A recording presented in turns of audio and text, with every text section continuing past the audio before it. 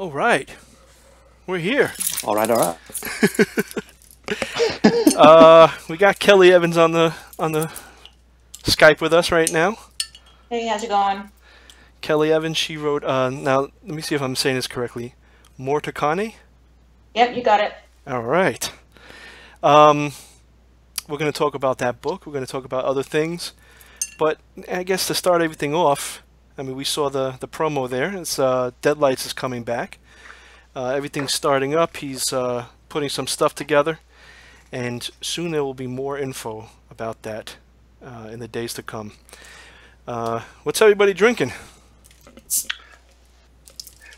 Go on, ladies first. You want me first? Okay, so I have got a Australian Merlot. It's a couple of years old, and it's really nice. Goes really well with just like anything, like pizza or, you know, crisps or anything you want. Really lovely wine. Nice. Is it in a bottle with a teat? That's how I take it. No, it comes with an infusion set so that you can actually just jack it right into a vein. Oh my God, that's how I want the coffee. They look at me weird. I'm like, I go up to them like, can I get an IV of coffee? And they're like, excuse me, sir? Yeah. It's like the veins in one arm are for wine, the veins in the other arm are for coffee. Yeah, exactly. I've never drunk so much coffee in my life. I changed jobs last year about this time. And my old job used to be like traveling around the country, doing bits and bobs for the company that I work for. But this one's based wholly in Manchester, and there's just coffee shops all around us. So since I've changed jobs, all I drink is coffee these days. Oh, wow. So I'm like constantly. But that's when I started with the cold fusion and stuff. Like I remember when I did that, and things like that. So I'd never dream of drinking that sort of stuff normally, but that's what everyone at work drinks. Oh, so, I have at least 5 cups of coffee a day, if not seriously, more. I'll have one usually, a Starbucks, but it's literally just like a treat that I'll have. So what drink are you drinking, Gary? I'm drinking. It's called St. Peter's Plum Porter. So it's like a dark, almost Guinness bodied. Oh, nice. Ale, which is brewed in Suffolk in the UK, and it tastes it tastes like plum. It tastes like plum jam. Oh, it's got it. Yeah. Yeah, it's nice. It's sweet though. No, it is. It is very, very sweet. Oh, it is. It is sweet. Yeah, yeah, but Kelly might not like it. Have you not got a sweet tooth, Kelly? Not really. No, I kind of prefer the savory stuff. Okay, so what would you normally drink, say, if you were over in England or in Scotland, and what would your drink of choice be? Okay, having said that, I don't have a sweet tooth. There is a very nice cherry beer that I used to get when I lived in London. There's this place we used to go that made like the absolute best hamburgers in London, and they had this cute little bottle cherry beer made by monks over the last 1,000 years. It was awesome. Oh wow! I think we spoke about this. Is it Framboise? Or is that there's a raspberry one made by Trappist monks? I think there's Framboise, and there's. I know it was a French name, but I honestly don't remember. I'm gonna have to get back to my friend and ask her if she remembers. Yeah, they're really nice. Did it come wrapped in paper? The bottle, can you remember? Not when they took it to the table. No. Right. Oh. So what are you drinking, Will? So I'm drinking this thing. It's called Blue Point Blueberry Ale. It has a hint of blueberry flavor. It does taste like a beer, no sweetness at all. It's a beer with just a hint of flavor, and that's pretty good. I mean, you drinking a beer, you want to drink I guess a beer. But I noticed the alcohol is 4.5. I don't know, like in America, I think it's a lot lower than Europe and other places. Right. Yeah, mine's 5. Kelly's is about 14.5, I think, for a bottle of for a glass of Merlot. Yeah. I think well for the wine, but our beer is acknowledged to be much stronger than American beer. That's like everybody knows that. That's pretty cool. Yeah. I feel shorted. Damn it. Come on up here. We've got 5.5 as standard. Oh my God. Wow. Well, I think Foster's is actually quite high, but Foster's that's really. I have some interesting stories about Foster's, but those are for another time. In the village, walking around in New York City subways, drinking like 3 of those drums of Foster's. I had some interesting times. So Kelly, I'm reading. I wanted to try. I have a very busy schedule during the week, but I tried to cram in at least a portion of Mortecarni. I got up to like I think chapter 5 or 6. He just met the Pope. Oh, okay, good. Yeah, Maurice, I believe his name is Brother Maurice. And Maurice, yeah. So far, it's it's very it's paced wonderfully. I mean, the way it reads is very quick. I like that. I don't like being confused or going back a whole bunch of times. Like it's really not that I'm surprised or anything, but I'm just saying it's a great I guess you could say discovery. And I'm looking forward, even though I didn't finish this yet, to part 2 coming out, I believe, in June, right? Yeah, that's what we're aiming for. Part 2. And so when you wrote this, why did you choose a monk to be, like, I guess, the main character? Well, it's funny because my first this is about my 5th or 6th novel. So like any writer, I've got like maybe 4 or 5 novels that never got published, and I've always leaned towards historical fiction. So my first published novel was actually pure historical fiction. It takes place in Anglo-Saxon England around the year 1000, when the Vikings were attacking, and et cetera, et cetera. Mm-hmm. And then I've also loved horror. I just love horror. And one of the novels that I started writing earlier that I never did anything with was about these monks that stole relics from each other. And apparently this is a true story in the Middle Ages. There were 2 monasteries of monks, and one of them had some relics, and the other one wanted them, so they stole them. And I thought this was freaking hilarious. So my love of horror and my love of history and that particular story kind of led to Brother Maurice. I wanted to do something historical with monks because I don't know, I have this weird fixation with medieval monks, as well as throw in the horror in it that I kind of love since I was like a child. Yeah. So can I sort of ask, just sort of go, I tend to go off on tangents, so I'll deviate from form.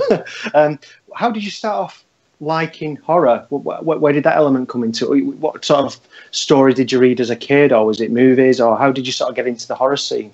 I think it was more movies. Every Sunday afternoon. I grew up near Toronto, place called Hamilton, and we're close to the border, Buffalo. And there was this Buffalo channel on Sunday called Sci-Fi Theater.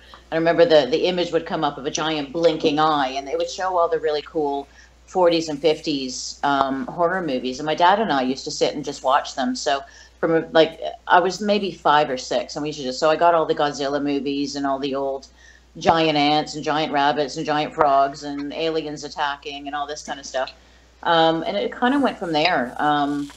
I sort of discovered Stephen King at summer camp because someone snuck a book in and she would read it to us under the covers after night. So that scared the hell out of us. Nice. And then I think when I was about 12, my mom caught me reading The Exorcist, and she took it away from me, put it on a higher shelf, and it's like, yeah, okay, no, I don't think so, Mom. I'm just going to reach up and grab it. So yeah, absolutely. Yeah, there was some stuff in there I probably shouldn't have been reading on reflection, but I think it all probably started with that Channel 29 Buffalo TV station. Wow. And do you keep up to date with horror these days? Is there any contemporary literary magazines that you read, or anything you subscribe to, or is it just novels and things like that you read? It's mostly novels, but I do subscribe to, I guess everything's online these days, so I get the articles just basically online. And I get a lot of the articles basically from like entertainment magazines, only the horror sections and that sort of thing. So with regard to the movies and stuff, yeah. Like, for example, did you know that they're making a movie out of about Mary Shelley? That's going to be very cool. Oh, no, I didn't. I did actually see something on Twitter earlier. They were making a bust of her or something. I don't know if that's related to the film that they're doing. Not sure. Yeah, maybe there's an anniversary coming up, but yeah, they're definitely making a movie about her and like the whole situation about the writing of Frankenstein. So I'm really looking forward to that one. So it's more of it's more of a documentary, or is it? No, it's like a drama. It's a drama, but with reality thrown in. Oh, okay. Yeah. Okay. And for those who don't know, Mary Shelley, she's the one that created Frankenstein. Yeah. I was going to say, so, yeah, I mean, there definitely are some very graphic scenes that I've already got to. I'm just like, I think 25% into it, my Kindle says, and there were some very graphic scenes in there so far.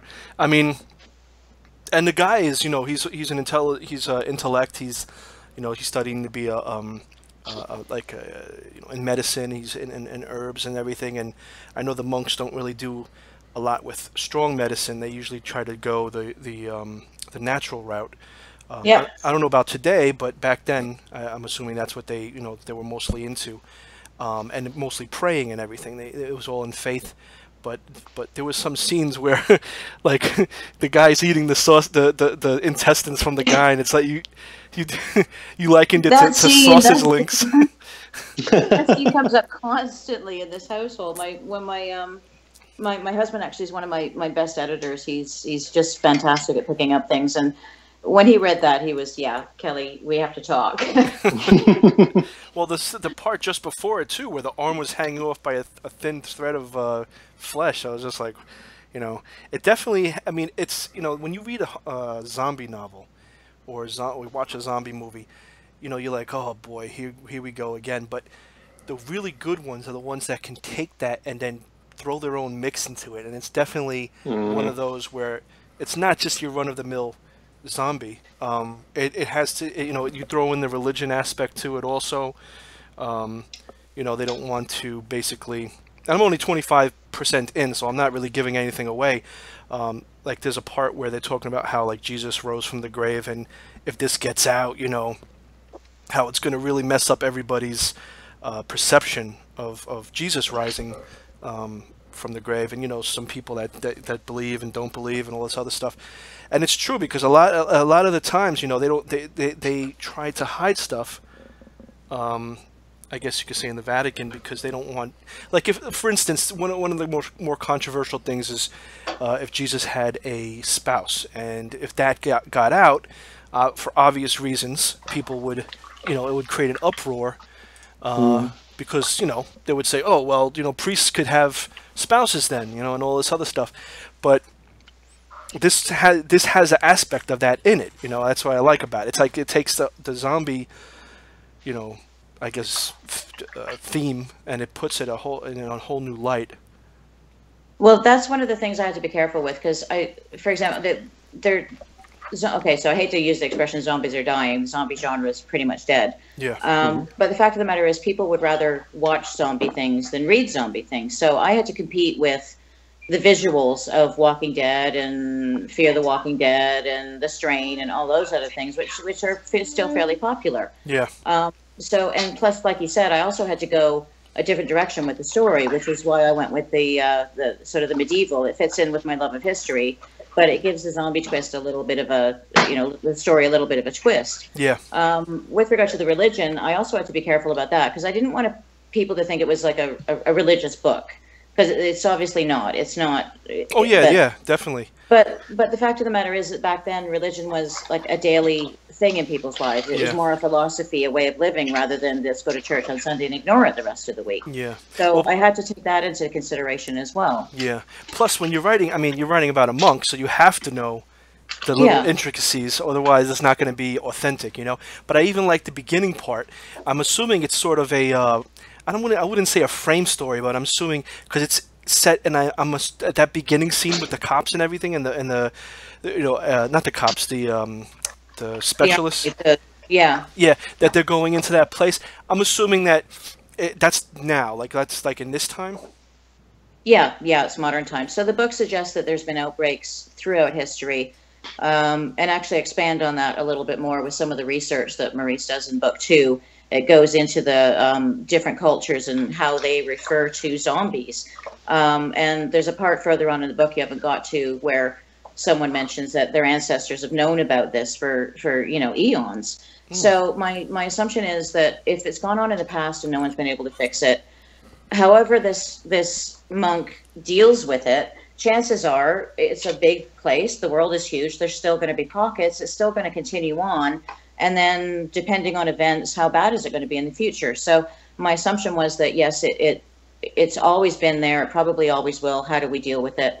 So it's framed around, yes, this is in modern day, but then we go back, they find the diary of Brother Maurice, and this is how they dealt with it back in the 1300s during the Black Death.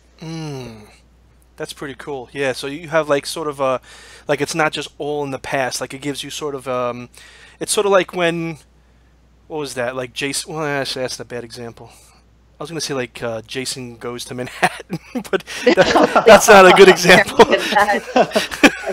But you know, it gives you the, you know, you're not just totally in the past. You know, that this is leading somewhere.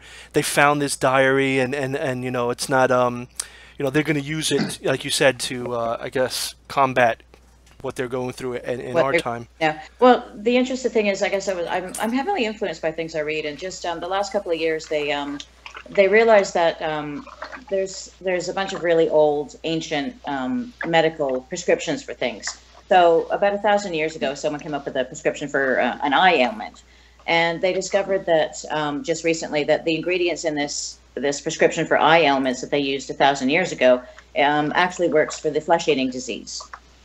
Oh, wow. So there's a lot of stuff you can potentially learn from what people did 1,000 years ago. So where did the historical interest come from? Is it something you liked when you were a kid, or were you good at it at school?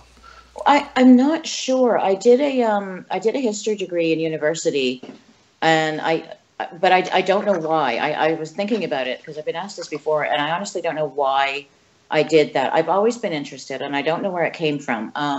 When I was little, if you asked me when I was, 6 or 7 years old what I wanted to be when I grew up, I would tell people an Egyptologist because I was fascinated by ancient Egypt. But I really have no idea where it comes from. Maybe my parents, my mom read to me extensively when I was a kid, so that helped. And she made sure that I had any books that I wanted, I had it. So apart from The Exorcist. That was really great. But I don't know. I did the degree in history, and then I moved to London, and that was it. I mean, that sealed the deal. I just loved it over there. So how come you moved over here? I don't know. My mom was born in Scotland, so I was able to. I had friends over there that I could stay with, so it was a convenient time. I hadn't really established myself in Canada. I'd only been working a couple of years out of university, and I thought, sure, why not? Yeah. It was only supposed to be for a few years, but it ended up being closer to 20. So whereabouts did you live in London? I lived in north. Oh, I'm terrible with map directions. Northeast London, up near Harrow. Okay. Yeah. So where the school is, the very lovely private boys' school. Yes. Yes. Yeah, I used to love walking around up there, and you could see them all in their little uniforms and their little boater hats, and it was like carrying their little newspapers under their arms. It was really interesting. That's what Will's like on his way to work. No, wait, voter hats. Those little, they're like little square. What are they made out of? What are boater hats made out of? Straw. They're like little straw hats. Yeah. Oh, I thought you were talking about like voting for. Is that like that's not like a political thing, is it? Oh no, boat like a sailboat. Oh, okay. I was gonna say because I think the joke that Gary was saying with I thought he was getting at like a Trump thing. No. Oh no. I was gonna say if you wear that Trump hat in the New York City subway, you're getting killed pretty much. They're a specific type of hat that are made out of straw. And then they've got basically the color of the school around the band of the hat. And they all used to wear these in the summertime. Oh, okay. I think I have the vision in my head now. It's like a little sailor boy suit and stuff. Yeah, kind of. Not quite as bad as that. We don't want to know why you're thinking about that, Will. No, like the Cracker Jack kid.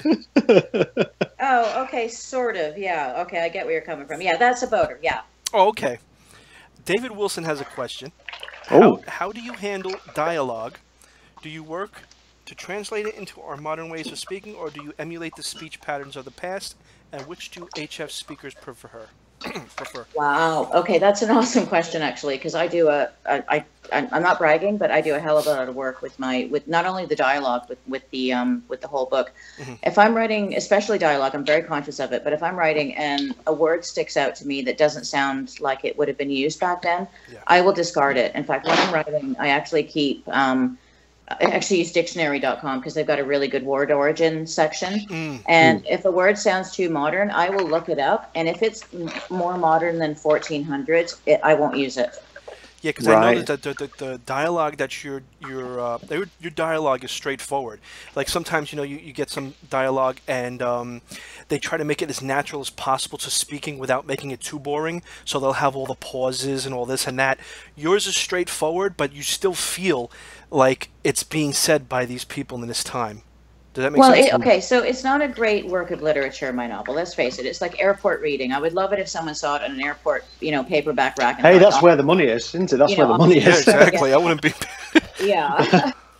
So I didn't want to make it too complicated. I mean, sure, I could have thrown in all kinds of these and thous, and Yeah. I've studied Old English, which is the language that was spoken around 1000, which is almost unrecognizable. Around the year 1300, it started getting more recognizable, but still, if I typed it that way, it would be like taking a Chaucer course. So Yeah. there's no Yeah. point in making it absolutely No, authentic. definitely. It was But definitely. I still wanted the dialogue to flow properly, Yeah. but at least still stick to the words I could use. No, and that's exactly what you captured, and I was like, this is good because you don't want it to be too boring because you want a wide audience. I'm always saying this. You want as wide an audience as possible, and you can capture the people who don't really know how to speak like that, and then you can still do justice to the ones like the horror fiction, the horror no history fiction readers.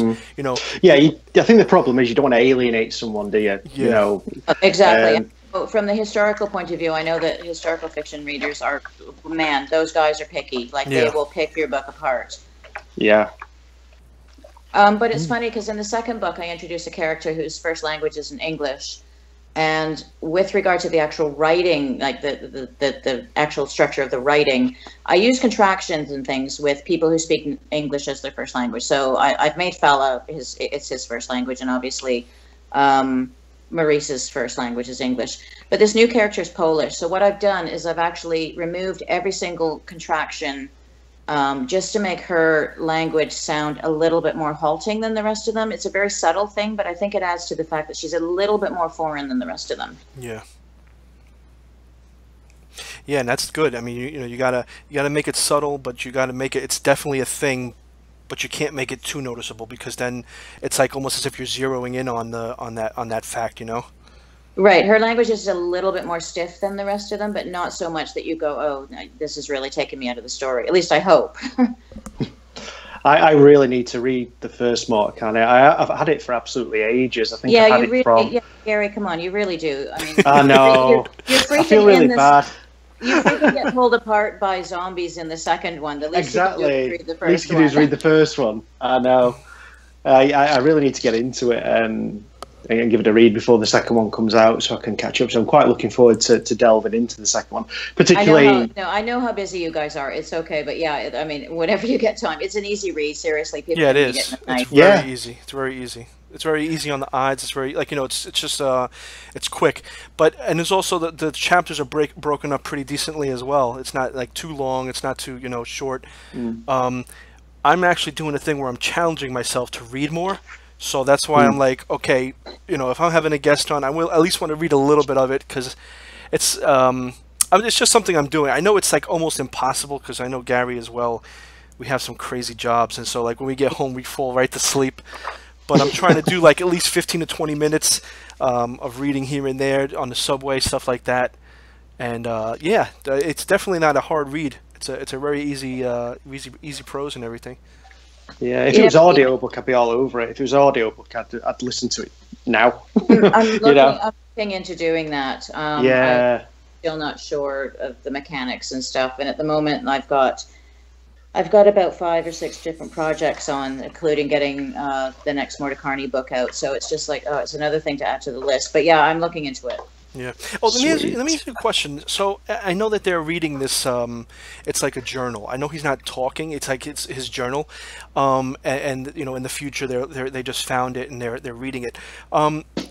When you do the dialogue, I notice sometimes he'll talk, and it'll be him, like he'll say something, and then it'll be still in his POV, but then somebody else will say something in the same paragraph, and then it'll still be him say like his POV, and it'll go back like that. Is that because of the journal? You want that journal look to be, or is that just a style that you do? I think it's a little bit of both, actually. So when he writes his journal entries, he's actually writing it like a diary. So what he's doing is, this is what I did today. Oh, I had this conversation earlier today. This is what happened. And this is, so while he's recording a previous conversation, we're getting his point of view through that conversation. Yeah, that's how I took it.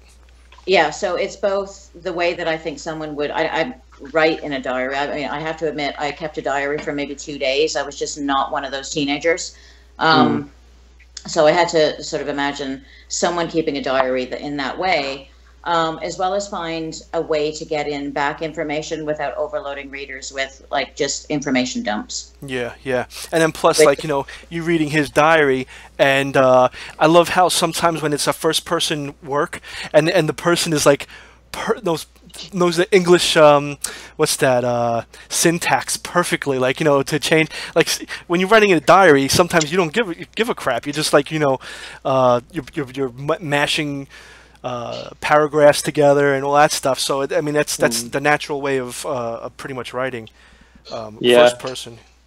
I suppose but remember Maurice is pretty educated, so I think he's going to be, I think good grammar is going to be an instinct. Yeah, for his, that's true. That's true. No, it's true. Like, you get like, let's say you get a kid character. What's that one from Stephen King where the little girl gets lost in the woods?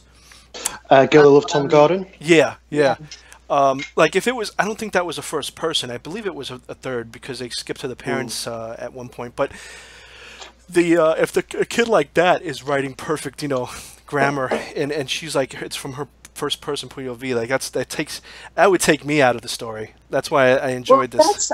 I've had a lot of conversations with people about this, and it's like, when you're writing from the point of view of a child, do you write the point of view of the child? Do you remember enough about being a 5-year-old to be able to write like a 5-year-old? Yeah. And how interesting is it going to be for your readers reading a 5-year-old's point of view? So no, you kind of have to remember what it's like to get the feelings of a 5-year-old child, but then write it so that an adult will be able to read it and not cringe. Definitely.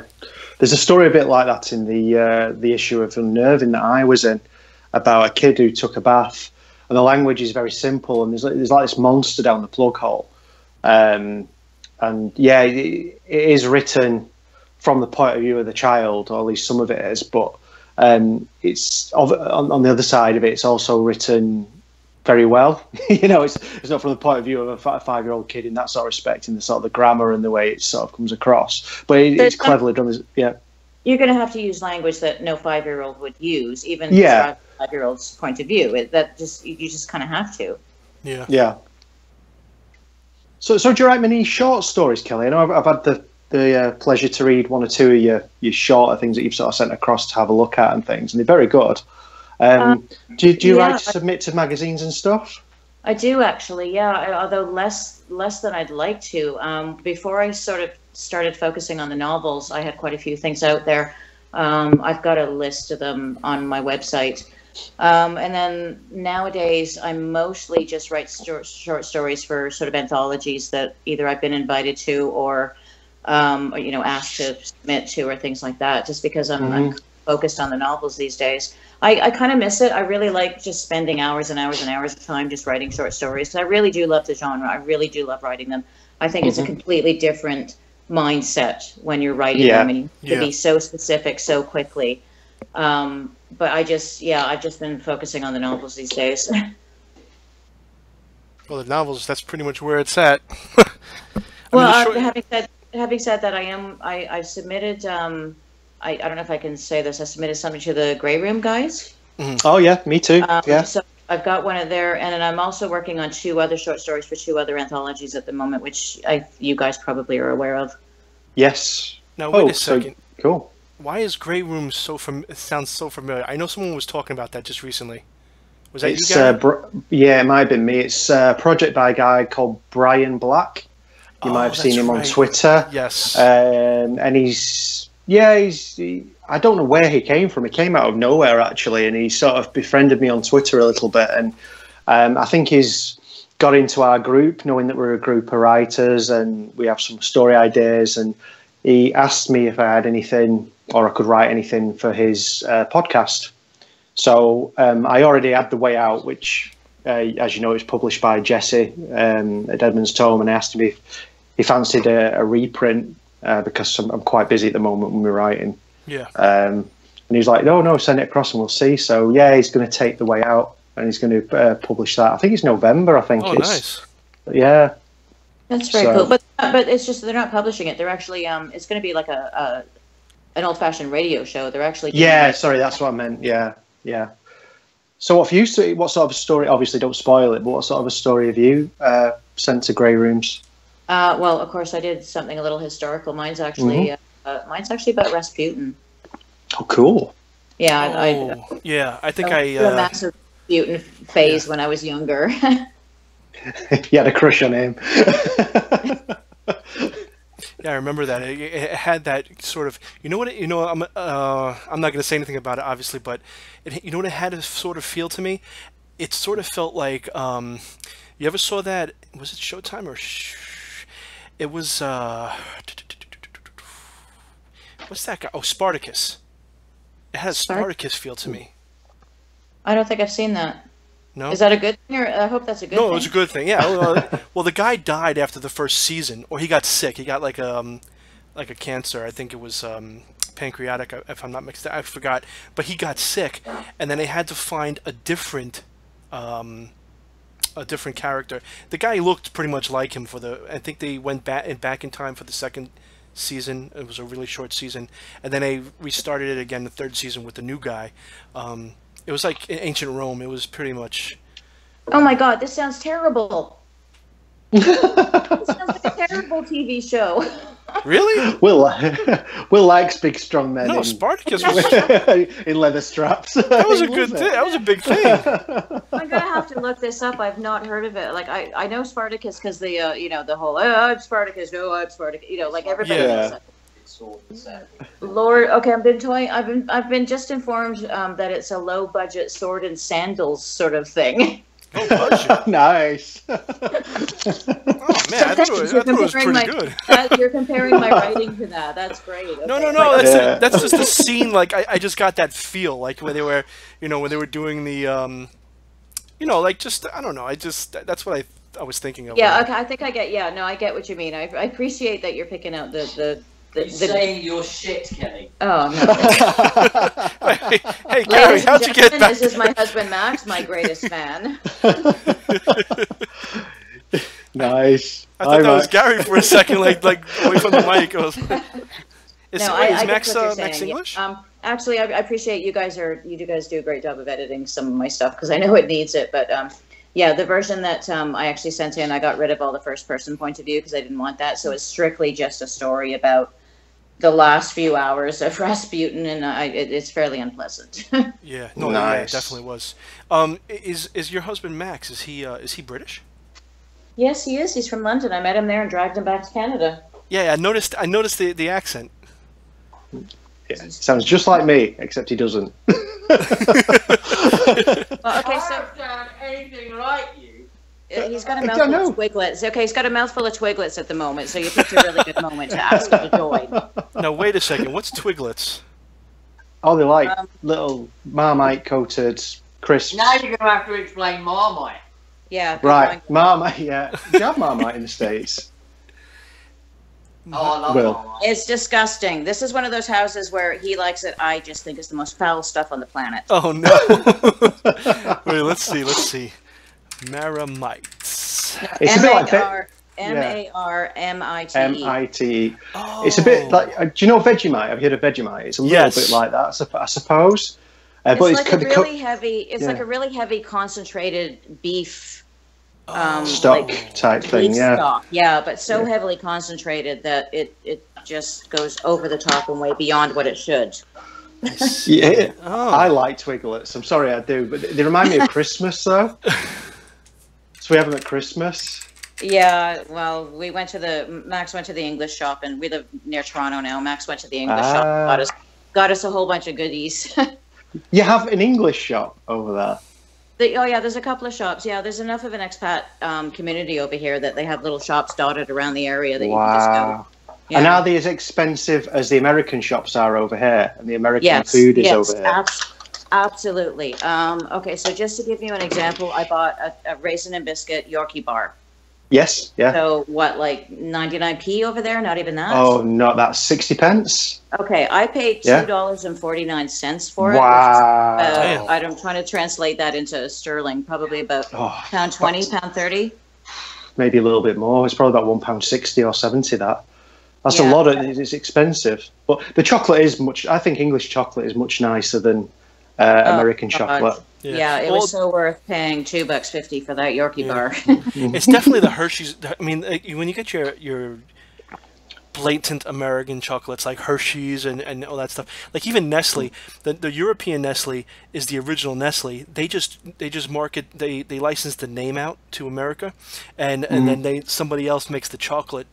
If you go to like Whole Foods and you get the chocolate that's like really like a bigger percentage of cacao in it, it's definitely much better. The European Nestle is a lot different.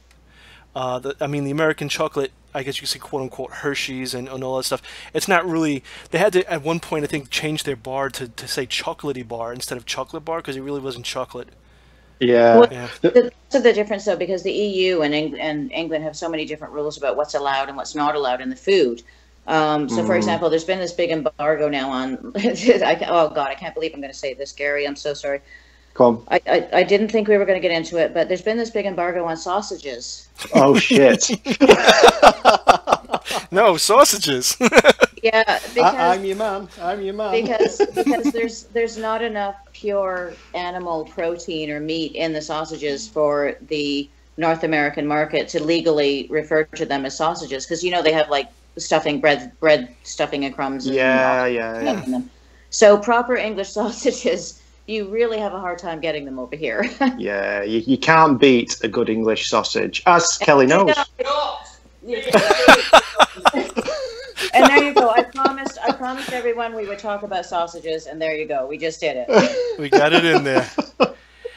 I think it's quite funny that there's an English shop over there. I think it's bizarre. There's a shop that you can go to that sells English things over in Canada. Yeah. So Toronto's got like millions and millions of people in it. And I don't know, maybe 6 or 7 million. I'm not sure. I have to check on that. And there's maybe 3 or 4 shops across all of that for English people. So everybody kind of goes to the same place. Wow. The place, there's also, actually, we just discovered a place you can order stuff online and they deliver it to your house. How cool is that? That's awesome. So what sort of stuff do they sell? Is it like stereotypical English stuff, or is it like a wide range of stuff? Is it like tea and crumpets? Oh, no, it's a wide range. You can actually get like meat pies and like all kinds of stuff. Jaffa cakes. Yeah, you can get Jaffa cakes. Jaffa cakes are lovely. Oh, you know what? I'm going to have some of those, actually. They'd probably go good with... I'm sorry, you had a box of Jaffa cakes. I'm taking the second box. Have you tried Jaffa cakes, Will? No, it sounds familiar though. Is that like sort of like what are those things with the banana cream in the middle, and it's like chocolate. It's coated in chocolate. A little bit. Marshmallow it's like in the middle. Soft biscuit at the bottom, so it's almost like a cake almost. And on top it's chocolate, and inside it's like orange gelatin almost. In the middle, it's just like a really thin layer of it. But they're really Moorish. They're so tasty. What about like hobnob biscuits or frazzles? Oh, hobnobs are lovely. And frazzles are nice. I'm surprised you... I like hobnobs. Oh, do you have the chocolate or without the chocolate, Kelly? You ate them? You ate the other box of Jaffa cakes? Are you kidding me? Oh, no. Oh, they're hidden under the couch. Give me those. You hid them from me. Oh, man. Brilliant. You know what? I'm looking at this on the Twiglets on Google, and they sort of remind me of like almost like combos in America. Oh, I've never heard of them. No, I don't know what those are. So combos is like a pretzel, but they have like this crap filled inside of it. It's like a cheese. Oh, yeah. No, they're not like those. Like the little peanut butter filled. Yeah, or like thing. Cheese or cheddar or yeah, pizza. No, these things are like, okay, so take a pretzel.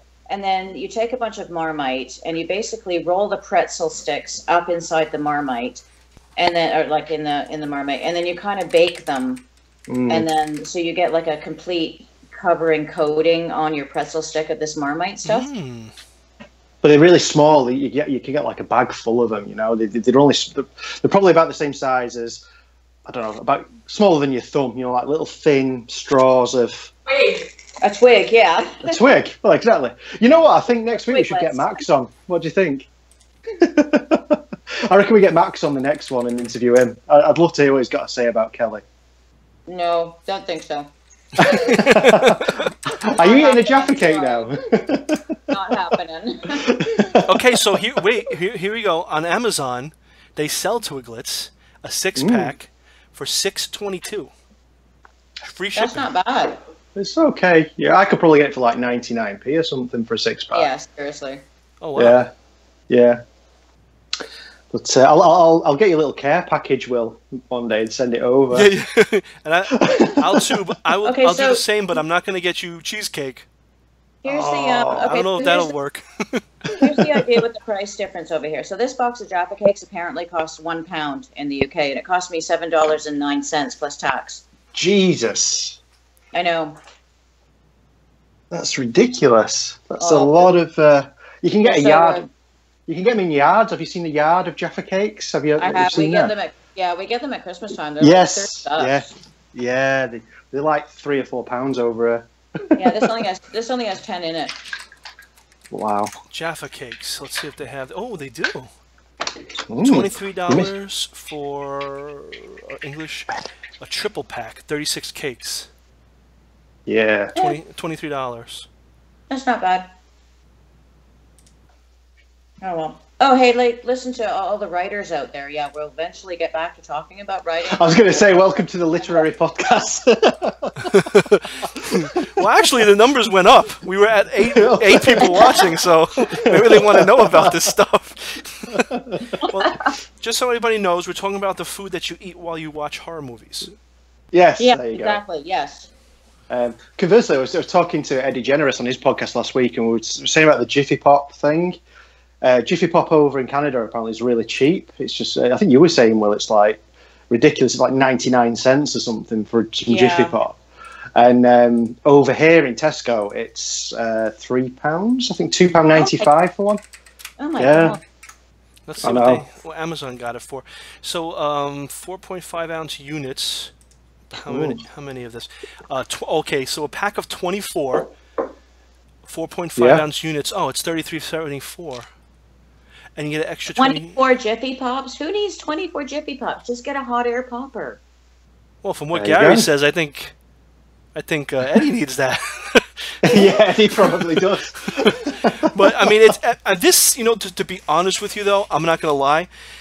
Even though that all this instant popcorn is crap, this looks the most like what it would be if you did it in your pot as possible, because the ones in the microwave are like inside of a bag and they have like stuff in it, but this looks like it's the closest to doing it the original way. I personally use an air popper. Yeah, that's what I use. But wait, hey, actually, hang on. Okay, so Jiffy Pop, if we go from Jiffy Pop to the movie Scream, she was making Jiffy Pop. So, hey, we're back to horror. Yay, we're on to horror now. Brilliant. There we go. No, she was making a bunch of Jiffy Pop on the stove when, at the very beginning of the movie, when Scream, when he first turned up. Do you remember that? Yeah, I do. Yeah. And the scene where it was all popping over and you knew that there was drama going on because she hadn't rescued the Jiffy Pop. Something was going to happen. So what's your favourite horror film, Kelly? Yeah. What's your favourite horror movie? Oh, man. Do you like scary movies? That's like, okay. I guess if I had to, that's a really hard question. I love Alien. I absolutely love Alien because it's sort of it's scary and it's got the jump out stuff, but it's cross genre like I am, you know, with the horror and the history. Yeah. And it's a haunted house in space and I love Geiger. Come on, the alien creature was just a stunning piece of work. Yeah. His artwork's amazing, Geiger, actually. But then having said that, a lot of my friends, like for birthdays and stuff, will send me, here we go with Amazon again. Amazon's usually sell these like packs of 50 really bad 1940s or 50s horror movies, and I'll quite often get those for my birthday. So I've got hundreds and hundreds of, you name a really, truly bad B horror movie, and I own it. Have you got like Plan 9 from Outer Space and all that? Oh God, yeah, I've got everything. I love that movie. I love how they show the same cemetery scene like over and over again during the chase scenes. It's awesome. Okay, wait a second. Do you have Galaxy of Terror? Ooh. There was a really wicked sex scene in that where one of the aliens, I guess, had sex with the one of the guys. It was sort of like an Aliens movie almost, but it was way before Aliens, if I'm not mistaken. And the creature, it's not, it's not really like a. I mean, I wouldn't say. It's a sex scene, but it's not like I don't think it was focused on. It was just something that happened on the show, like on the movie rather. But there is a sex scene in it.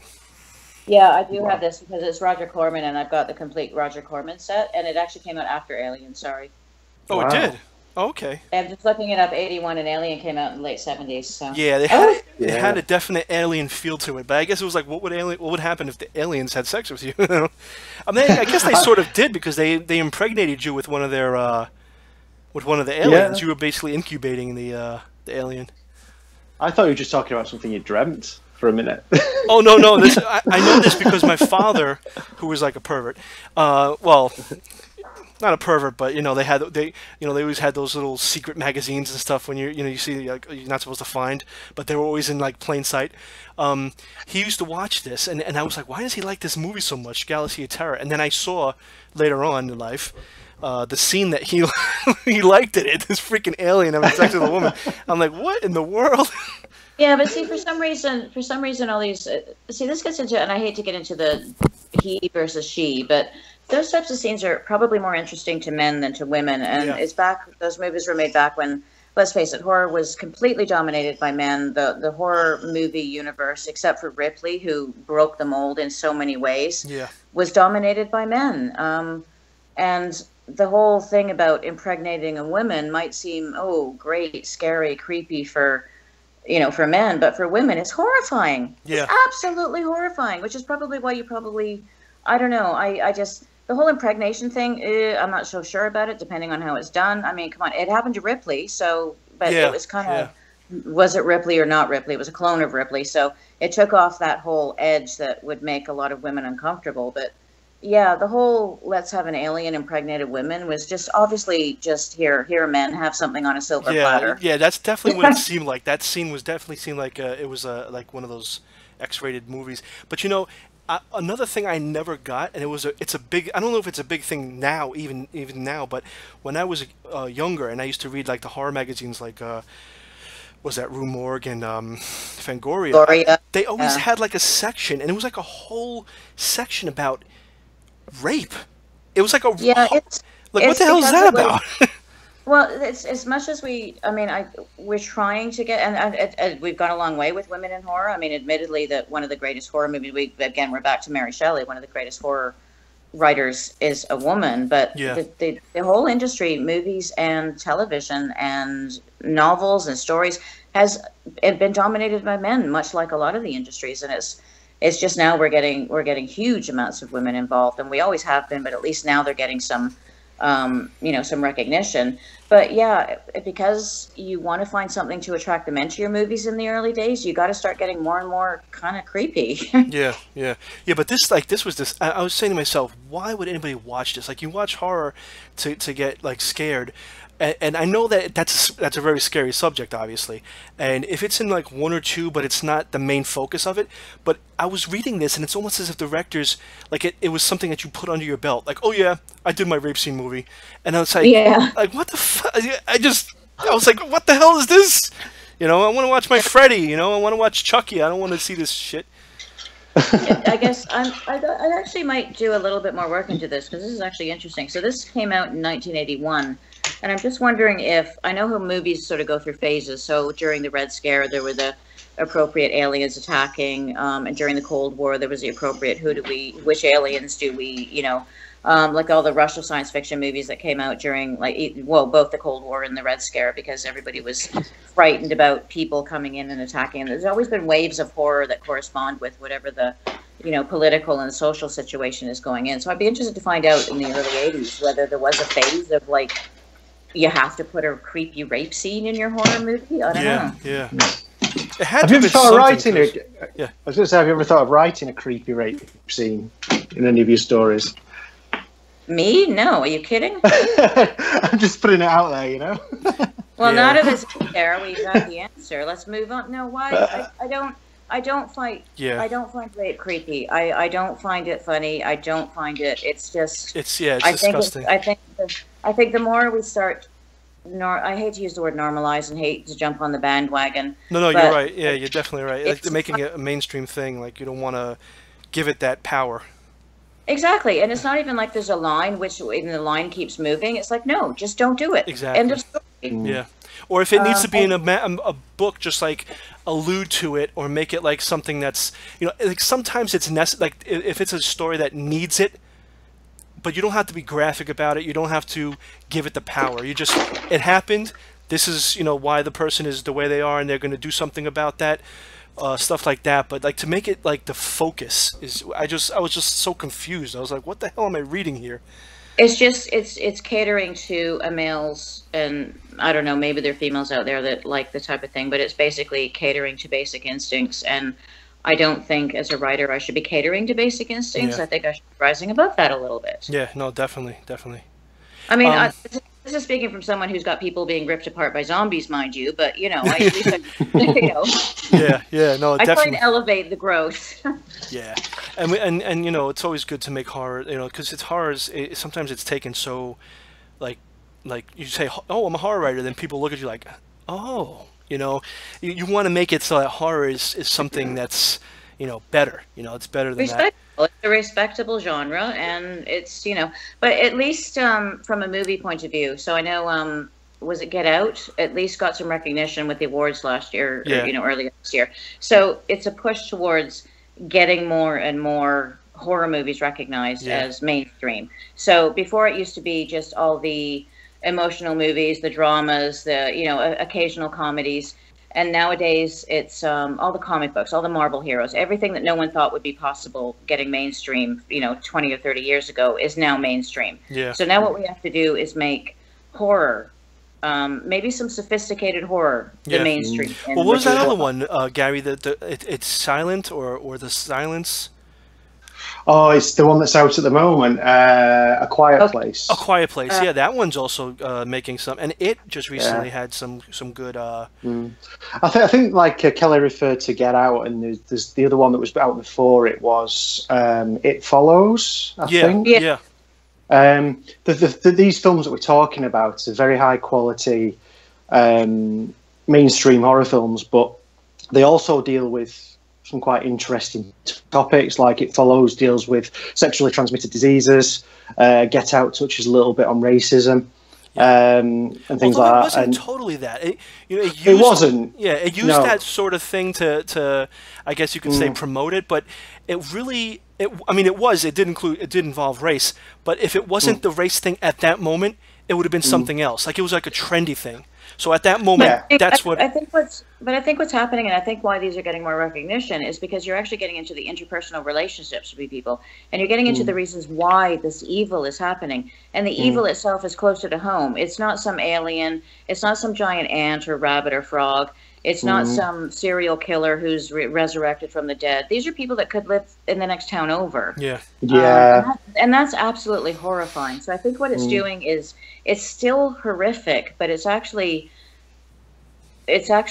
looking at the horror that's actually around us and pointing it out. And I think that is actually as creepy as anything that comes from outer space. Yeah. Well, yeah, you look at things like Psycho, back in the 60s, and that at the time was just such a groundbreaking film, and you look at. Sorry, just as a side thing, I went on the Universal Studios tour, and we got to go by the house and the inn, and apparently it's really weird. Let me just a little side thing. So we're going through, and if you look at the hotel, the Bates Motel, just behind the set where the Bates Motel is Whoville.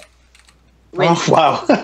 from that, what's that guy's name? Grinch, Jim Carrey. Yeah. And apparently when they were filming, and he was the Grinch, when the tours went by the Bates Motel, he would actually jump on the back of the trolleys and terrorize people and then jump back off again. And I have the most disturbing pictures of, oh my God, here it is, one of the the meccas of horror. Here is the Bates Motel. And then you've got these cute little fluffy colored marshmallow houses in the background. It's like, ruin my picture, guys. Yeah. Sorry, I did that just. I was just saying about like you said. Yeah, no worries. You just said about how sort of some horrors closer to home maybe strike home a little bit more. So yeah, you had like Psycho, you had the original Night of the Living Dead, which I believe was also the late '60s, which also dealt with issues involving racism and things like that. And then in the '80s, you move on to the slasher films, the horrors in suburbia, like your Nightmare on Elm Street, and you got your Crystal Lake from Friday the 13th. They're all sort of very close to home, but what they all have in common is they're all very well made horror films with very well respected actors in them, or eventually they do become very well respected actors. And the directors are very good as well. But what I feel honestly about the horror genre with films, I think it's been disrespected a little bit. Yeah. I think there's a lot of shite out there, and people, directors, oh yeah, horror, we'll have giant ants, we'll have a giant spider, we'll have someone, cutting people's heads off. That's what horror is, isn't it? That's what they like. They just want to go into a cinema and be scared. And I don't think half of these films, these straight to DVD type crappy B movies are particularly scary. They're just silly. Actually, Max just pointed out the best horror movies make a larger point about the rest of us. So, for example, the original Night of the Living Dead, the black and white one, the first one. Yeah. They actually shoot the hero of the movie at the end is the black guy, and they end up shooting him. Yeah. And that's terrifying. That's. I mean, oh my god. Yeah. Spoiler alert. No, I'm joking. Come on, if I haven't seen Night of the Living Dead by now, I'm sorry, but I mean, come on. Oh man. But yeah, it's why true. Do you have a horror podcast if you haven't seen that movie? Exactly. But there is, I mean, you go on Netflix or you go on whatever medium you use to watch your digital films these days, and you scroll through the horror section, and you're like crap, just going through. Oh, that's quite good. Crap. Then you get something outstanding once every page, which is your Get Out or your It Follows, or there's a lot of rubbish out there, and I think it's swamped by it. Yeah, or like those channels like Shudder and everything.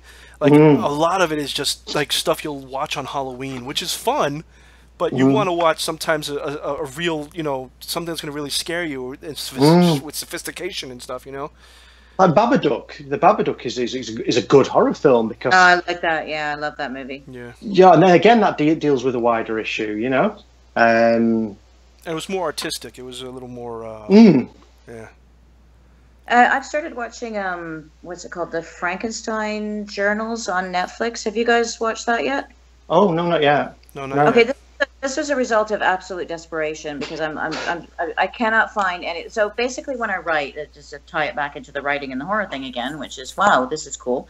What I like to do when I write is I will shut off all social media at some point during the day. I try to do it at about 1 o'clock in the afternoon. So I give myself till 1 to play on social media, do my marketing, and then everything gets shut down, and I will write until at least 5 or 6 in the evening, just straightforward writing. But then when I do that, and then I'll eat something, and then I'll write for another 4 or 5 hours late into the night. Because I'm in Toronto, but I pretty much live California time, so I'm 3 hours out of sync with everybody else in the area.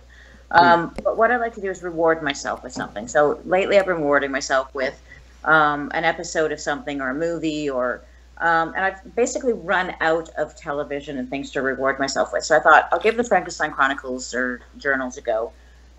It's actually not that bad. I was kind of surprised. It stars Sean Bean, so we expected him to die at the first episode, but he hasn't. He's so far managed to make it through the first 4 episodes I've watched. And it's not as on the nose as I thought it was going to be, given that it refers to Frankenstein. There's a few parts where I've gone, oh, okay, they did that, but it's not bad. Oh, very good. I've been revisiting the Hammer House of Horror from the late 70s, early 80s. I've been watching. Oh, I love those, Vincent Price. Yeah, they did a TV show, so it's got like. Yep, I've got that. Yeah, so Peter Cushing's in it, and it's very, very good. And I got Eddie Generous onto it from Unnerving, and he was saying how good he thought it was as well. It's been dated, but yeah, it's very good. What's the one show? There's one show where they have a bunch of animals in cages and they capture someone. And what's that one? That was great. That was Hammer House of Horror. That was the episode that I recommended to him, called The Silent Scream. Oh, sorry. Yeah, that Peter Cushing in it as well. That's fantastic. That's what I'm getting mixed up. But yeah, I do. I do also the Hammer House of Horror ones. Yeah, very good. Yeah. Apparently, I don't know. Rumor has it that Vincent Price used to own a house in that was about 20 or 30 miles away from where I grew up in Canada. I've never had that verified. Ah. I just did a review for It Comes at Night, but it's Oh, yeah, I know, Gary. Say the jokes. Yeah, I'm saying nothing. No, I mean, it was a good movie, but it never really shows you like what. It's sort of like what's inside the mind. So I mean, horror, I believe, is best with that. Like it shows you the evil that's inside your mind and everything. It was a good movie. Don't get me wrong.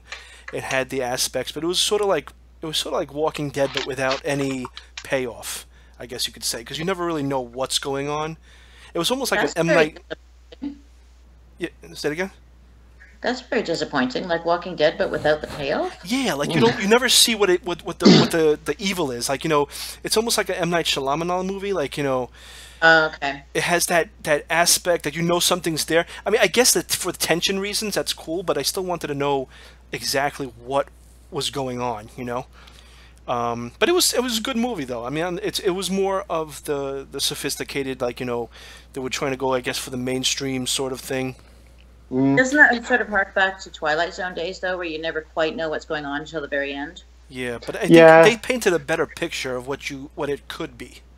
I think. Okay. I think the problem with that was it was a good film. I enjoyed watching it, and then you were expecting a Twilight Zone style, Outer Limits, stroke, Tales from the Crypt reveal at the end, or this, I was hoping for something to put the whole thing into perspective at the end, and there wasn't, and it was like, oh, was that it? Yeah, that's the thing. Okay. I was like, it's just a scene from a moment in the movie, but what happened to the, Yeah. No, actually, I remember people having this conversation. I think it was the one about the scarecrow that attacks people. The movie, there were, I think, 3 of them. Oh, I've not seen that one. Max, do you remember which movie that is? The Scarecrow? I think it's called Scarecrow. I think it might have been called The Scarecrow or something. But anyway, you don't see what's attacking people basically until the very end. And it's actually really, really effective. Because I remember people watching it and people going, well, what is it? I don't get it. What's attacking people? Like, why? What is it? Yeah. But then when it reveals, it ends up he's stealing bits so that he can come alive. So he needs some eyes, he needs some heart, he needs some lungs, whatever. Oh, right. As you do, standards. Is it Shivers or No, that's are you talking about Jeepers Creepers? That's it. Yeah. Yeah. Okay. Yeah. I remember that scene. But you remember, it just doesn't show you until virtually the very end. Yeah, that was very good. I like that. There's a lot of like peering through corn and peering through trees and horrified glances on the victims' faces, but you don't see what happens. But I think it's done very well. When you saw it, you were like, "Holy shit!" Because I mean, the mouth had like some alien type of thing coming on, and like some demon, it opened at 4 points, and it was just, yeah. Oh, and the Blair Witch Project, you never see anything. No. In that movie. You know what's funny? The new one they just did, at the end, I don't really want to say, but there is if you've seen the first one. I've seen the new one, and I'm afraid I wasn't impressed. But then again, the first one, I don't know. The first one came out. Okay, I was in England when the first one came out, and by the time it got to England, everybody knew it was fake. Yeah. So I guess going in, because my parents watched it, and my mom said she was like, I think she was terrified by it because no one knew it was fake. But then by the time it got to us, I can maybe see how it might have been better if I didn't know, if I thought it was actually true for even a fraction of a second. But knowing I was going into whatever they call it, a mockumentary, I don't know. Max said the final scene in the original one terrified him, but I don't know. I was just like, okay, yeah, bunch of hands. Well, you know what's cool about the new one though, is that they take that final scene in the first one and they extend it just a little more. Yeah, I still. So you get a little more of a piece, but you still don't know what happened. I like the idea of them not ever showing what the evil is, but then. I mean, I appreciate the idea of that, and I really like the idea of doing that in any movie. Yeah. But those particular movies, I don't know, they left me a little bit cold. Yeah. Quick question. You talk about Frankenstein. You ever read I haven't, but have you ever read the from Dean Koontz, the Frankenstein series he did? Oh, I've actually bought the physical hard copy. It's actually on my to read list as soon as I'm finished the 15 books ahead of it. Yeah, no, yeah. I mean, I just remembered that, he was doing the whole project. I guess we won't talk about it because we haven't really read it or anything. But a couple questions. So Alessandro wants me to say M. Night Shyamalan again. Shyamalan. How about that? Shyamalan Ding Dong. Shyamalan. Yeah. I mean, I really do wish he would have brought back Tales from the Crypt though with TNT. That would have been so awesome. I do like. See, this is like the comparison between writing novels and writing short stories. It's like little half-hour horror, thrilly, chilly type things, or hour-long weekly shows. I love that. I used to love that. They had a couple of them when I was a kid, and I just loved watching them. Yeah, definitely. It was so and Tales from the Crypt was so embedded in my mind. Like that's just something Saturday night. Boom, you got this. It was just great. But there was also a Spielberg one as well. Tales of like Mystery and Imagination or something. Is that the one where like they drew the picture of the wheel on the plane? I don't remember that part. All I remember from the introduction was there were a bunch of sort of like old, almost Neanderthals, sort of sitting around a fire telling a story, and it was all lighting them up. And it was, and I don't remember. I think it was Tales of Mystery and Imagination. I'm not sure. Oh, okay. So the one I was thinking is something different. It was like a cartoonist, and the way they saved the plane before it was going to crash was he drew a picture of a wheel, and the wheel became like you saw a cartoon wheel land the plane. No, this was like people acting out little stories every week. Oh, I see. But yeah, they had that. Oh, and there was something else in the 70s. There was another serial thing. It was if anybody can help me remember what this was. It was basically a show that had so it was an hour-long show. It had 3 different stories, and one of the stories was about a vampire. And I remember absolutely falling in love with vampires when I saw this. And every week they would leave a cliffhanger with all 3 of these. It might have actually been called Cliffhanger. But there was one about some detective, one about some woman doing something, and then the third story in the hour was this little 20-minute segment on a vampire story. And oh God, I loved it. I wish they'd bring stuff like that back. So, Infrafan, he said Amazing Stories. That's the one I was talking about. Yeah, okay. Yeah, he remembered that. Let me see. So, David Wilson has another question. Does Kelly talk to and go back and forth with academics, research in the field that she writes about, or is there a lot of self-research, or both? Oh, both actually. I do talk to some academics. I keep in touch. In fact, I actually write articles for occasionally for a medievalist magazine. When I wrote, so for example, the book before Mortecarni was Northern Queen, and it was pure historical fiction. And I actually got into an argument with one professor in Scotland about my character, and it just went back and forth. It was so bizarre. But yeah, I was in contact with enough people to actually get invited to what is called the International Medieval Congress, which is basically the Comic-Con, like the San Diego Comic-Con for medieval academic people. So last summer I got invited to attend this Congress in Leeds and actually participate in a roundtable about historic fiction. So yeah, I do talk to historical people. I mainly talk to them for just minor points, or can you help me with this, or can you help me with marketing, to be honest. Most of the research I do myself. I've got quite a library. I remember the Leeds thing actually because I was thinking of coming over to see you because you were doing a talk, weren't you? Yeah, I was, yeah. And I'm sorry we couldn't have met up. It was just, the whole thing was just, we flew into London, and then I went up to Leeds on train for like the night. I did the talk, and then we basically went back down to London again. Yeah, because I think that night I was, my old job, I used to be called all over the place, and I think that particular night I was somewhere stupid like Birmingham or something. Well, otherwise I'd have come back over there. Yeah, no, that'd be cool. But yeah, so I do talk to academics. I'm also a member of I know it sounds trite, but Facebook groups. There's a lot of Facebook groups out there that aren't just a bunch of people that are whining about the government, or so I'm part of quite a serious Facebook group that discusses medieval England. and they post articles to primary sources from 1,000 years ago, and it's quite an academic group. So yeah, I talk to them a lot as well.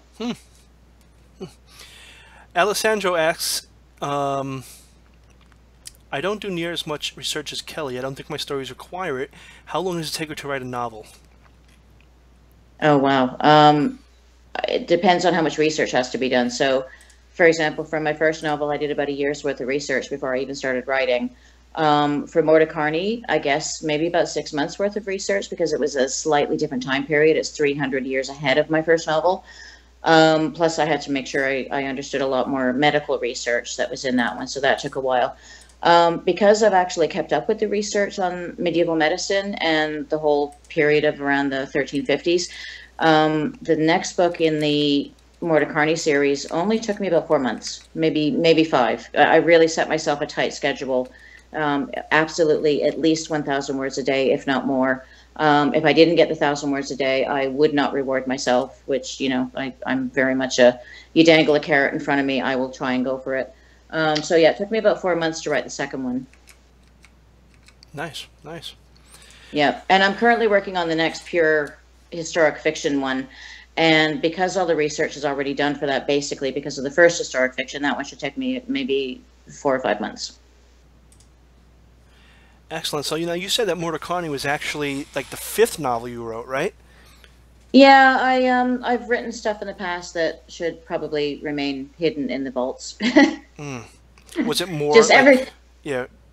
Everybody's got first drafts that they're embarrassed by, and everybody's got first attempts they're embarrassed by. So yeah, I wrote a book about God, it was a time traveling book. So it was basically when you die, you go to heaven, and when you're in heaven, you're able to go travel back at any time you want. And my character travels back and accidentally starts off the Great Fire of London in 1666. So that was the first one I attempted. I also wrote one about Queen Elizabeth I. That was a full novel that kind of hit the market at the same time everybody else's was, so no one really wanted it. And then I've started a number of other books. I wrote another one. Anyway, yeah, I've written about 4 or 5 books. And Northern Queen was the first one that got me enough attention and got me a publisher. Yeah. Cool. Is Mortecarni, is that published by yourself or is that published by someone else? I self-published that one. I went with a publisher for my straight historic fiction, and the horror historic fiction, I wasn't sure who would represent me. I mean, I did try to get an agent, but it was such a weird cross of genres, history and horror, that I really couldn't get anybody. So I thought, you know what, I'm going to do it myself. Mm. Having said that, I did get professional editors. I did get historians to check my details, and I did pay a professional cover designer to do the cover. Yeah, definitely. The cover's awesome. Yeah. And the cover for the new one's really good as well. I like the new one. It's so much brighter than the old one. The old one was a little bit too dark, but yeah, I like the second one. Yeah, it's cool. Yeah, the editing was pretty damn good. I mean, you can't really tell any difference between traditional and self.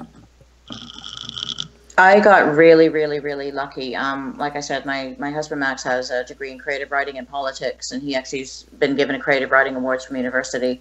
I also managed to find a group of incredible people who, a few of them also write their own historic fiction, so they can check the history for me. But then one of them, who I absolutely just completely locked into following, actually edits for other historians. And then I got a couple of people who were just really, really good at picking, like really nitpicking things. So yeah, it was completely by luck that I found this group of people. That sounds like it came together quite well, though. It's Will's enjoying it. Yeah. Well, I mean, okay, so I put in the work on the history board that I'm on. So, you know, you make friends on there, and you post your articles. And for example, I write a set of articles about there's satirical articles written by the point of view of a columnist called Lady Matilda, and she gives advice on how to entertain during the Black Death, and you know what to do I read that. Yeah, it's what very to do good. about Very Black Death outbreaks and stuff like that. Yeah. So you know, just posting stuff like that and posting my scholarly articles, you make friends, you make connections, and yeah, it's really valuable as a writer reaching out and actually making those connections, because you never know where it's going to lead. No, exactly. Yeah, I've been lucky enough since I started writing to get involved with everyone in the Twitter group and everything, yourself included, and it's just been a really good experience. Everyone's really nice, and it's opened up lots of different possibilities, and yeah, me and Will bounce ideas off each other, and yeah, it's great. Well, that's one of the things that, I mean, when I first started, it was always, I mean, I hate to sound old, but Twitter wasn't really a big deal, and everybody was constantly telling me you have to have a writer platform.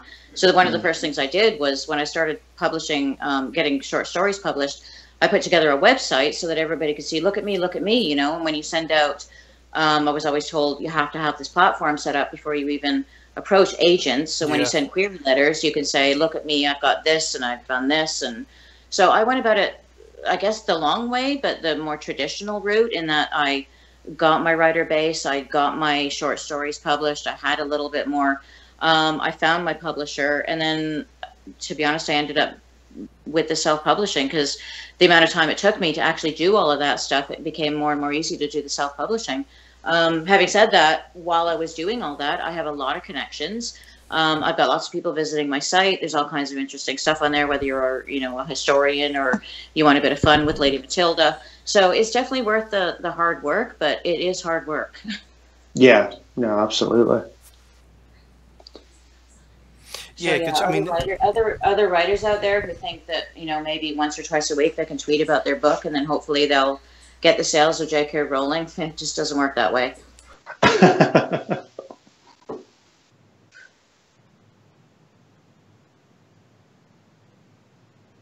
Yeah, so that's, I mean, it's that they definitely look at, like you said, that you want to have that, as a, what's that called? Like a resume of sorts, the social media thing. But I remember the old days of sending out stuff, and like you had to do it by mail and everything. And like you said, your pod. Yeah, I loved your midweek thoughts about that. I love your blog post. Yeah, that one particularly hit me, because when I first started, that stupid story I told you about setting off the Great Fire of London, the internet really didn't exist, and I was sending that out to everybody, and I had no freaking idea what I was doing. Sending out the self-addressed stamped envelopes, hoping for replies, and oh yeah, I remember those days. Yeah, I'm quite new. You don't like it, Gary? Oh no, I'm dead. No, I'm all for it. I'm just I'm quite new to the whole sort of short story game, so sending stories out and stuff. So I've only ever emailed, and stuff like that. Yeah. Electronically submission, I was going through a bit of financial trouble at the time. We were in our London flat, and we were getting brown envelopes, which no one likes to see on their, sitting in their mailbox. Little brown envelopes from people. And then I was desperately waiting for a white envelope that said, "Oh, we love your story," but sadly it didn't happen. Yeah, it was sort of, I mean, I likened it to that scene in A Christmas Story, where the Ralphie keeps going. Yeah, he runs to the mailbox to try to get his decoder pin. Yeah, that's it exactly. Yep. Every day you'd rush home from work and like, would there be a letter there for you? It's just like, yeah. It was so cool, but I mean, obviously today it's economy-wise, it's easy to just send an email and stuff like that. Back then, you were worrying about like the postage and then the envelopes, and I have like a whole freaking box of those manila brown envelopes, and then I have like cases of paper, and yeah, it was always, it actually cost a lot of money to do that when you think about it. I mean, you had to photocopy, you had to print out your story, you had to make sure, I mean, obviously you made sure it was properly formatted, you had to pay for the post. Sometimes they wanted, the self-addressed, the postage back, depending on where you're sending it. It might have been international. You also had to pay for the envelopes, pay for the, and sometimes they wanted it registered, so that cost a little bit more. So it was actually a little bit of a costly exercise for first-time writers. Yeah. I guess it also sort of separated the people who were serious from those who were like, let me just send this out and see what happens. But how much of that actually happened back then? See, I think that at the moment, and I hate to say this, but there is a glut of just people submitting things, just not really. They might think they're prepared, and I don't want to offend anybody. Yeah. They might think they're prepared, but they might not be as prepared as, for example, the person asking for submission is ready for. And then there's people that might be a little bit more prepared farther along their writing journey that are prepared, that are then mixed in with a bunch of people that aren't, and it makes it difficult for the people submitting, because then we have longer to wait for our replies. But it makes it difficult for the people running the anthologies, because they'd have to go through like hundreds and hundreds of emails, whereas before, I guess it used to be only, I don't know, maybe it could be a cost thing. Maybe only the people that can afford postage. It's like the Goodreads thing. I don't know if you know about this, but now the giveaways, they've kind of blocked the charge for the giveaways now. So it's kind of like only the people that have the money can afford to do the giveaways, which kind of sucks. Yeah. That is. I don't know. So I guess it depends on if you've got the money to do all the marketing and send everything away and do this and do that and do that, then you might have a leg up on other people that maybe don't. But there are lots and lots of good writers out there that deserve. It used to be that the art drove the market, and now the market drives the art. Yeah. That's a perfect way of putting it. So it's you're fighting against marketing. You're fighting against apparently what I heard is, for example, agents will look at what's going to be coming up in the market in 2 years from now. So they're accepting things that they believe the trend will go towards like 2 or 3 years from now. So it's tough out there. But then there are there are millions of people submitting their stuff, thinking they're going to be the next J.K. Rowling. Yeah, no, I definitely know what you mean. I don't think it's really being nasty, personally, because my whole thing about the blog that I do is it's a writer that going from the bottom to hopefully being a published writer, and I'm a published writer, but being like I can do it on my own. Like that's my career. I'm getting paid for it full time.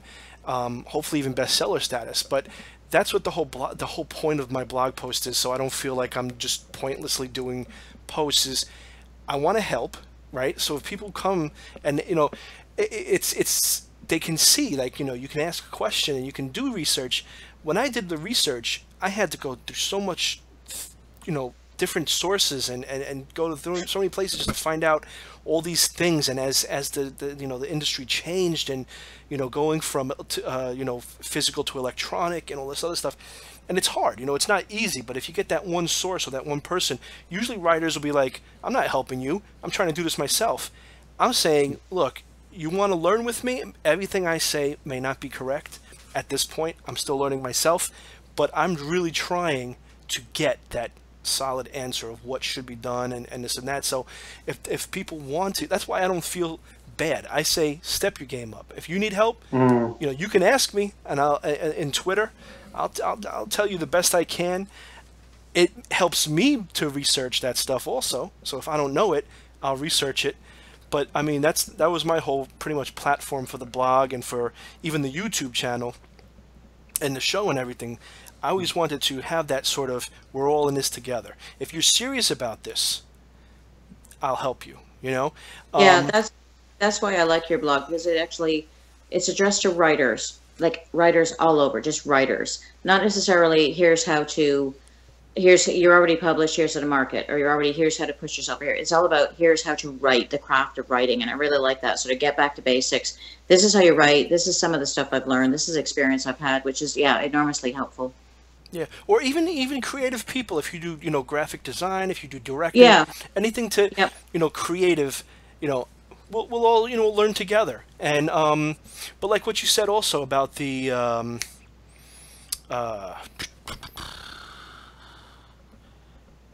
oh man, I get these brain freezes like sometimes. Yeah, I'm glad I'm so memorable there, Marchese. No. that reminds me of, there was one time when I fell asleep. I was on Dead Man's podcast, and we were reading one of Renee Miller's stories, and I was dead tired, so I started falling asleep. But it wasn't nothing to do with, maybe it was the way Jesse was reading it. I don't know, but I kind of fell asleep right in the middle Jesus. of it. But no, I mean, it's it's definitely, it's, you got to get the serious, people who are serious and people who are not serious. And like you said, anybody's just pushing their stuff out. That's what I hate about Amazon, and that's what I love about Amazon.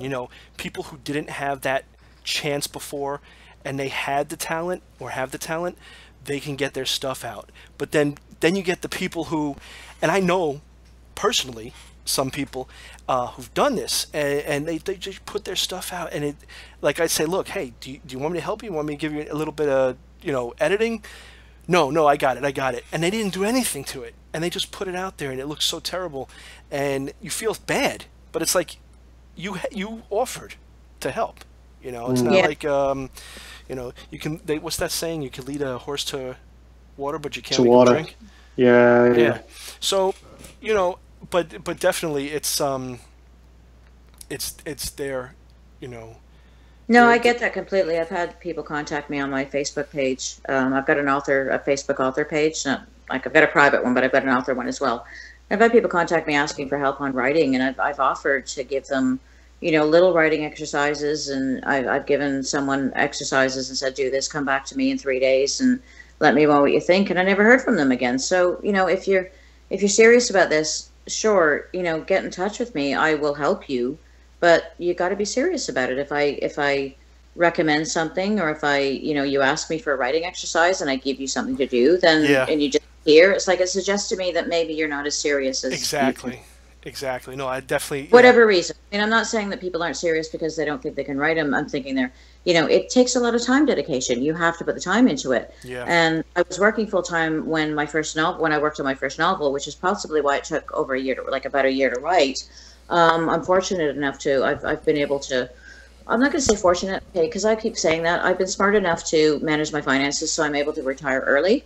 So I can write full time now. But when I did my first book, it's a time you have to tell people, I'm writing, go away for an hour. Yeah. And I don't have kids, so I really don't know how people with families do it. So for whatever reason, you might not be ready, you might be, but it's just, if you're going to ask for help, stick with it. Yeah, and if they're serious. You really know if someone's serious or not, because you can tell. If they don't want to be bothered with all the little things. Just one thing I want to say before Gary. I know you sound like you want to talk there. So one of the people watching went down one. So I just want to say, if that was Renee Miller, hopefully she's reading it, listening later. I did not fall asleep because of you. I think you're a great writer. Oh, I was just dead tired that night. And it was mostly Jesse's dulcet tones that were putting you to sleep. Yeah. It's like all right. Yeah, there you go. And I just, I was pretty much joking too. All I was going to say is, you do find the time. I haven't got a lot of time. I consume, as I've said on the podcast before, I consume most of my audiobooks through the day at work. I'm fortunate enough to be in a job where I can put earbuds in and just listen to Audible. Yeah. So that's how I do a lot of my book consumption, which I know is different from reading. But in terms of writing, I write every day for about an hour a day. Even though I've got a family. So. I think setting up a schedule is important. I think you need to your family, I'm really sorry that I'm serious about this. This isn't my hobby. This is something I really want to do. For this hour every day, please, if it's possible, please leave me. I mean, my first book that I wrote, the one about the Great Fire of London, I actually had an hour-long journey on the tube into Canary Wharf from where I lived. And I actually wrote the book on the tube. I wrote the entire thing on my journey in and out of work in the morning and night. Yeah. Well, that's the same thing with me. Like with the blog posts, like I have those sometimes they're off the cuff. I'm not gonna lie, but sometimes I'm like, it's 2 days out. I have them ready, and now I do that little bit of artwork with it. Yeah. And what I do for that, the reason why I'm trying to up that game is because it keeps me in that sort of zone of the writing thing. Like if I didn't do that, I might take a couple of days, and then things will appear kind of stale. So that kind of keeps me in that whole zone of writing. I do those things, like you said, on the train. It's just spare moments when you're not doing anything. You're waiting for the bus. You're waiting for this and that.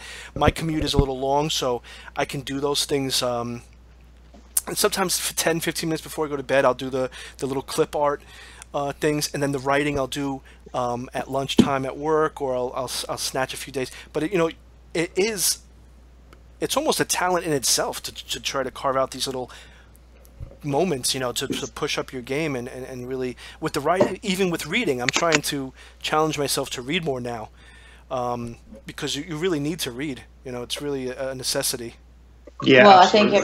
I think everybody's seen that Stephen King meme about if you don't read, you shouldn't, you don't write. Yeah. You absolutely need Well, to read. Yeah. he made it popular, but that was like a big thing with a lot of writers. Like if you ask a lot, even before he was saying that, it was a thing. He just made it popular because he used to say it a lot in like his self help books and everything. But it's definitely you need to even if sometimes you don't even have to have the degree or anything. If you read a lot, you'll pick up a lot of stuff that you don't even notice that you're picking up. Just the way the format and styles and sometimes even the underlying points that the writer's trying to make. You pick up a lot from reading. Well, that's one of my. I mean, I've read quite a lot. When I moved from England back to Canada, we had over 3,000 books packed. And I know because I put them in an Excel spreadsheet so I could find them all because I'm just that anal. But there's one book, and I'm trying to find it for you. One book that I found really invaluable for writing. This guy called David Lodge. He's an English kind of an analyst, and he wrote this book about writing that actually is really, really well done. So it divides all the writing up into separate topics. So first lines, dialogue, setting, description, and then what he'll do is he'll give you examples of really famous works of art. Works of writing, and then he'll discuss why they're so effective. And I just found it one of the most useful writing books I've ever had. Yeah, talking about self, self-learning and teaching yourself how to do this stuff. It's important to read not only fiction and the genres that you yourself want to get into, but there are a couple of writers out there definitely. who produce books like Stephen King does. His book on writing is hugely informative. Yeah. Well, I mean, I'm not gonna lie. I enjoyed The Notebook greatly. But it's also when you read these writers, I guess you could say that their self-help books and everything. It's also important to read a lot of them because sometimes what works for them won't work for another person. So if you read like a lot of the stuff that I notice I do, I take a little bit from Stephen King, a little from Dean Koontz, like all the things you learn over time. I guess it's like Stephen King's when he said his toolbox. You put another tool into it. It's to learn, especially even the show. Like this whole show that we're doing on YouTube, like this is to not only obviously to promote ourselves, to get ourselves noticed. Obviously, I'm not going to lie, being transparent. You want to get your name out there, but it's also to learn from each of the people that come on what they do, and you're learning from everybody. We're learning from you. We're learning from David, who was on. We're learning from Adrian and Alessandro, and all these people that come on and tell us what they do for their craft. It's not just Stephen King and stuff. He's one of the more, I guess you could say, out there writers, but it's great to get all these, like for instance, and I always come back to this, Dean Koontz, and Gary started doing this recently. I noticed, he told me, not exactly the same as him, but similar. He writes a page, and he edits that page maybe 20 times over until he gets that page perfect, and then he goes to the second page. No, that would drive me absolutely nuts. See, exactly. I physically stopped myself. Okay, so I took a break between. I started writing my second historical fiction, and because of various issues, I actually wasn't going to write it. I actually almost gave up writing, and I decided to pick it up again. So I just recently, actually, as recently as last night, I've gone through all my writing. I've done some editing. I've done some tidying up, just so that I was satisfied that where I was kicking off again would be okay. But with part 2 of the Mortecarni, for example, I wrote it and I stopped myself from editing because I know from previous experience, if I go back and edit over and over and over again, I will never get the story finished. The chapter that I've already written, the previous chapter, will never be perfect enough for me to go on because I'm just such a perfectionist with this kind of stuff. Yeah. So especially with checking all the words and checking everything, I mean, I do go through and do some editing because I handwrite the book, so I actually get an extra level of editing when I transcribe my notes. But I just doing that amount of editing while actually writing, I don't think I would ever get a book done. Yeah. No. What I actually do is I'll write the first draft, and then I'll go through it the second time round, and I'll work on a paragraph at a time. and then just write a paragraph and write it so that when I read it aloud, it makes sense. And that might involve rewriting it 2, 3, 4 times and just choosing different turns of phrase and maybe sort of writing it from a slightly different sort of viewpoint or perspective. And I find it works for me doing that. I do something similar to that. So basically what I do is even before I start writing the story, you're talking about learning from other authors. Basically, I'm an outliner. I'm a huge outliner. I know a lot of people, like, for example, Max, my husband, can just write off the top of his head. And I can't even, my brain doesn't even work that way. I have to, basically what I start with is a series of Post-it notes, colored Post-it notes. So one color for the general storyline, then I'll add other colors for the general little plot points that I want to put in. Maybe another color for like the medicine I wanted to include in the book, for example. I'll make a note of all of those Post-it notes. I'll expand each of those chapters, and then I'll get down to actually doing an outline for every single chapter. So complicated. And then I'll start writing. And it's just, for me, it just works because, okay, I suppose I do get, subconsciously I get a number of levels of editing in before I even start writing. Yeah. But for me, okay, I can use the excuse I'm writing historic fiction. I've got to get the timeline correct. Otherwise, the history people will be all over my ass. But I just need to do all that work before I even start writing. Yeah. I mean, definitely. Look at J.K. Rowling. I mean, personally, I love the Harry Potter series. And oh, her spreadsheet. Oh, my God. Have you seen pictures of that thing? It's sick, man. It's like, I was like, wow. You know, but it definitely shows because a lot of her stuff is, you know, it's on point, you know, and not to say that people that go off the cuff aren't on point, but you know, she for having a 7, you know, you're doing 7 novels that are supposed to tie into each other, and then they're like, as they got to the 2nd and 3rd and 4th one, like the books became so huge. Yeah. You know, you got to have something keeping those all together, you know. Yeah. Well, I'm sorry to say, guys, I'm going to have to shoot off in a minute. Yeah, I was going to say... I'm being summoned. Yeah, this has been a huge chat. Thank you. Yeah. Oh, no, it's been brilliant. Thanks so much for coming on, Kelly. It's been genuinely sort of interesting. It's been nice to finally speak to you. Yeah. Well, anytime you have a spare, you know, you have a guest drop out or, you know, you need someone to talk to, let me know. Cool. You know, no, absolutely. And to be honest Get with you... Max on. Yeah, exactly. No, and like I was saying, you know, the whole thing with this show was supposed to be, you know, just some people hanging out and talking. So if you ever want to come on, like, you can come on and just hang out. We'll talk about what's new in horror. I mean, that's basically what the show was gonna be about originally. And when the book's out as well, come on. We'll talk that too. Yeah. Oh, that'd be great. Yeah. Well, we're hoping, we're aiming for June. Max is still going through his last edit. He's like I said, he's already picked up some stuff that Gary might enjoy. There's one particular thing about. Oh gosh. There's one thing about Brother Maurice stiffening that no one else picked up except for Max, so you can see where his brain is. We need to get Max on, Will. Yeah, exactly. We might be able to persuade him to get on the show and tell you what it's like living with both a really bad horror movie person and a writer. Because I introduced him to the bad horror movie genre, and he's still disgusted. Brilliant. Yeah. I'm not disgusted by all of it, just the vast majority. Yeah, fair play. I love it. Gary just got right into it. You know, he got the, you know, he's just going back and forth. Like that's the thing, man. It's like, you know, you gotta. Gary just, you know, that would be good. I think it would be good. What's that? I guess you could say, Gary would be. What am I talking about? I have no idea. None of us have any idea. How many beers have you had? Yeah, no, exactly. Maybe it was this blueberry. No, I'm saying the one-on-one between Gary and Max would be, I guess you could say, like more natural because they both have the accent. Both English. Yeah, you got that. But Gary's a northerner, so you know how that conversation's going to go. Yeah, oh dear. Yeah, we're like a different species, really. We are.